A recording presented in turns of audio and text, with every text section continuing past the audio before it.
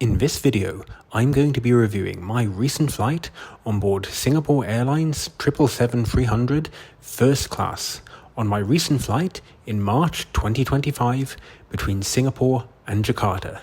If you enjoy the video, please like and subscribe.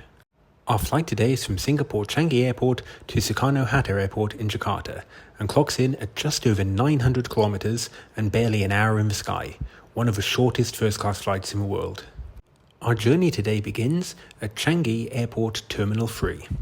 My flight was actually departing from Terminal 2, but as I've mentioned before in previous videos, the lounges are far superior in Terminal 3, so I checked in at Terminal 3 and then caught the SkyTrain over to Terminal 2 for my flight. Check-in was completed in the dedicated first-class check-in section which Singapore Airlines provides in Terminal 3. Unfortunately, I didn't get any footage in here because I was a little camera shy, being the only passenger. But after checking in, you make your way to this dedicated first-class security line.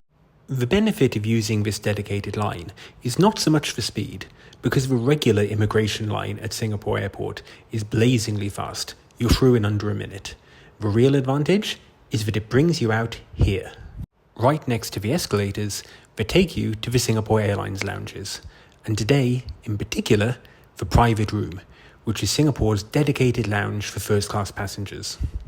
I've reviewed this lounge fully in a separate video, which is linked at the end of this one, but for now, let's give it a brief overview. You make your way up the escalators and then hand your boarding pass to a member of the ground staff who will direct you in the way of a private room. The private room is Singapore Airlines' dedicated lounge only for first-class or suites passengers departing out of Singapore Airport. No status or flights on partner airlines will gain you access to here.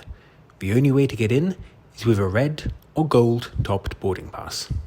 I requested to sit in the dining area as I hadn't eaten yet today, so I wanted to get a little bit of lunch before my flight. The dining area was practically deserted of other passengers when I arrived, but this is not unusual for here, given how strict the access requirements are for the lounge. I took my seat and had a look at the menu. As you can see, they offer an extensive drinks list, including 4 different types of champagne. And today, because I arrived early, they were serving lunch, which is a slightly more restrictive menu than their dinner menu, but is still extremely comprehensive. Breakfast, lunch or dinner, you certainly won't be short of food here. I started with a mixed satay, which is comprised of beef, lamb and pork on a skewer, together with a satay dipping sauce and some rice cake, cucumber and onion dippers as well. This was really good. The meat was nicely charred and really tender. Highly recommended for a starter. For my main course, I ordered the burger, which was surprisingly simply executed, simply having the beef and the brioche bun. Very tasty though. If I could make one criticism, it's that it is served with potatoes, not French fries. I know they're trying to be fancy, but come on. As I still had a little bit of room left, I ordered the salmon don. I've had this before on a previous visit, and again, it did not disappoint. The salmon was really tasty. I don't know what we do to it, but compliments to the chef. This really hit the spot. And it wasn't too big, so it didn't fill me up too much. For dessert, I ordered the trio of ice cream. I really don't know which ice cream supplier they use. I keep on meaning to find out, but this was delicious. 1 scoop of chocolate, strawberry and vanilla, with the ice cream being particularly creamy, but also a little bit chewy. After about an hour and a half in the lounge, it was time for me to make my way over to Terminal 2 to catch my flight. Singapore Changi Airport operates a SkyTrain to take you between the terminals on the airside. This is located just around the corner from the lounge, so I didn't have far to walk. Unfortunately, I had timed it badly, and there was pretty much the maximum amount of time between SkyTrains that I had to wait. It was only 3 minutes though, so I can't complain. The journey between terminals is smooth and efficient, and in barely no time at all, we were pulling into Terminal 2 where I had to catch my flight. It really is worth going to Terminal 3 beforehand to experience the better lounges. The Terminal 2 ones, they're not so great. Today, my flight was departing from gate F53, so I made my way over. It was maybe a 5-minute walk. And there we are, the Boeing 777-300ER that's going to take us from Singapore to Jakarta. I love how they put on a full plane for this flight, despite it being so short. Security took no time at all, and before I knew it, I was boarding my flight. Singapore Airlines recently introduced a new feature on their website allowing you to take an in-depth 3D tour of their cabins. So I thought I would show you the first class cabin this way as a new feature on my videos, because I can probably show it better than on the shaky video I take on my phone. As you can see here, the layout is in a 1-2-1 configuration, and there is only one row of first class seats, giving you a maximum of 4 passengers in the cabin with you. This was my seat on today's flight, seat 1A. I always try and get it if I can. It's quite cool to have it on your boarding pass. As you can see here, the seat is incredibly spacious and features a large television as well as ample storage space. The seat itself is actually ridiculously wide. I'm not a tiny guy, and yet you easily could have fit another person next to me on this seat. The seats were also finished in a very high quality leather and were really comfortable to sit on. Honestly, I could have sat in this for a lot longer than 1 hour. Anyway, enough of a virtual tour. Let me show you what this looks like in real life. Here we are. Here's the real life version of the seat that I took on my phone. I hope you can see why I wanted to show you the virtual tour first. It's much trickier to take footage like that of a cabin when there are other passengers in. You don't want to be pointing a camera in their face. The in-flight entertainment is controlled using this touchscreen remote control, and the seat is controlled using these manual buttons just above it. This is what I was talking about when I said how wide the seat is. Literally, you could fit a small person there next to me. I was happy to see as well that there was a separate storage compartment here with 2 USB-A style chargers, perfect for charging your mobile phone and keeping it out of sight. Very quickly, we began our pushback from the gate, and they began to play their iconic safety video. Welcome aboard Singapore Airlines. As the safety equipment on this aircraft may differ from that on other aircraft, please give us your attention as we bring you through this important safety briefing and on a journey through Singapore. I'm really happy to report, probably happier than I should be, that post-COVID, Singapore Airlines has returned to paper menus. The meal on offer is on the left. Although I didn't go for one of the main courses, I ordered a separate main course using their Book for Cook function.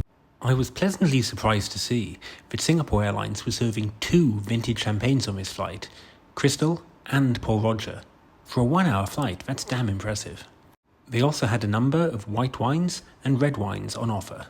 I noticed in particular that one of the red wines was a 20-year-old Growth Bordeaux. Very impressive. On offer as well was a 20-year-old vintage port and numerous cocktails. Again, this is a 1-hour flight. Good job, Singapore Airlines. You could also order a selection of spirits, including XO cognac and single malt Scotch whisky, or mocktails if you didn't want to drink alcohol. If you need a hit of caffeine, they offered Jamaica Blue Mountain coffee, as well as a selection of TWG teas. For the real tea connoisseurs, they also had a selection of in-house teas, which I personally find to be better than the TWG brand. Before too long, we made our way to the runway and we were ready to take off. Before we take off, I just wanted to highlight that there's no overhead bins in the first class cabin. This is because there is ample storage under your seat. It creates a much more spacious cabin.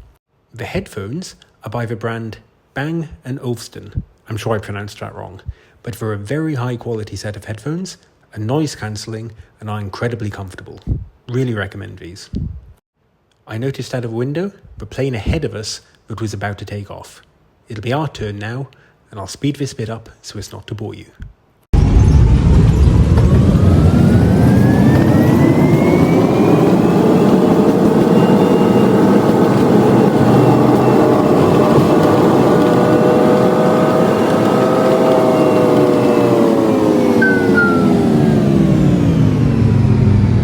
Here's another real-life view of a cabin, showing the 1-2-1 layout that I showed you in the virtual walkthrough.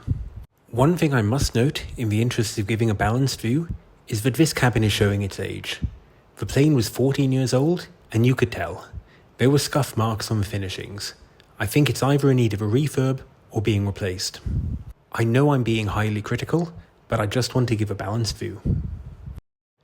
Just like that, we were airborne and cruising on our way to Jakarta. We only stayed at this altitude for about 20 minutes before the captain began the descent, so the crew had to jump into action and do our meal service, which surprisingly for a 1-hour flight was a 3-course meal service. Let's start. For starter, I ordered the spicy salmon and pomegranate salad. Apologies if the camera is moving around a lot during this video. There was actually quite a lot of turbulence on this flight. Nothing to worry about, but it made it very hard to get a steady shot. The salmon, it was okay, nothing to write home about. For the main course, I ordered the Singapore Airlines Book for Cook option of the Wagyu ribeye steak. I've got to say, I'm not easily impressed, but the fact they're able to serve a steak in addition to a starter and a dessert on a 1-hour flight, it really is incredible. On some American airlines, you don't even get a drink. Incredibly, the steak was cooked to perfection. It's so common for airline steaks to be overdone, but Singapore Airlines did this a lovely medium rare. And the taste? It was everything a steak should be. Moist, tender, succulent, I loved it. I was also served a slice of their garlic bread. This never disappoints. For dessert, we had cheesecake. This wasn't too bad, but I tend to prefer a firmer cheesecake, so it wasn't exactly to my taste. Nothing wrong with it though, perfectly fine. I've applied a stabilization feature to this video, but I assure you, in real life, it was much shakier. Despite the seatbelt sign being on, I really needed to pee, so I went to the toilet to check it out. And, as the hilarious Key and Peele sketch tells us, the seatbelt sign is only advisory. The toilets were spacious, and there were plenty of amenities stocked. Toothbrushes, shavers, shaving foam, combs, everything you could need for a 1-hour flight, and more.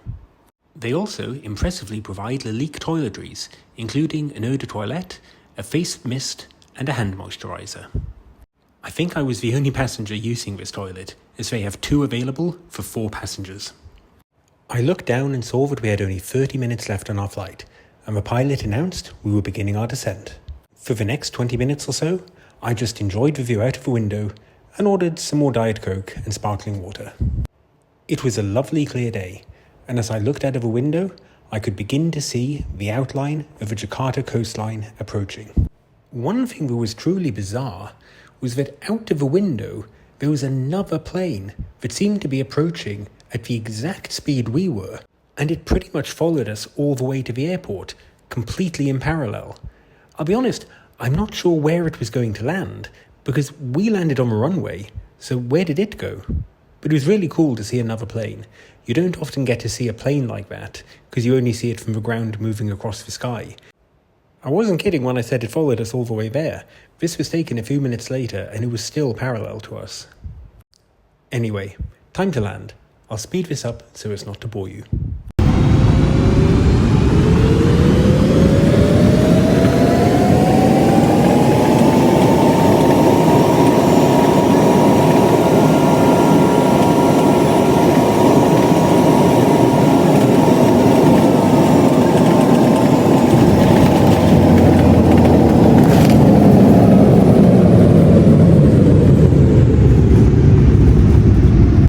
Reasonably smooth landing considering how turbulent the flight was, and we began to make our way towards the gate. Taxiing to the gate took about 5 minutes, and very quickly we began to deplane. Being right at the front of the plane, I was the first passenger off. We had arrived at Jakarta Airport, Terminal 3, which is their newest and most modern terminal. The walk to immigration took maybe 5-6 minutes, not too long, and before I knew it, I was through the electronic gates and outside, and a car was waiting for me to take me to the city centre. Unfortunately, the Jakarta traffic was terrible, and despite this brief bit where I filmed moving at speed, we were pretty much bumper to bumper the entire way. Honestly, it took me twice as long to get from the airport to the city centre as I was airborne on my flight. Overall, this was a great flight. The food and drink were excellent. The service, as per usual for Singapore Airlines, was absolutely top-notch, and I'm still flabbergasted how they managed to fit so much into such a short flight. I know some might say it's wasteful to go first class on a flight of this duration, But actually, when you bear in mind the ground experience you get beforehand in the private room, the expedited immigration, the expedited security, look, I'm not sure it's quote-unquote worth it, but it's fun all the same, and a real credit to Singapore Airlines for offering such a great experience on what is very much a regional flight. 5 out of 5 star.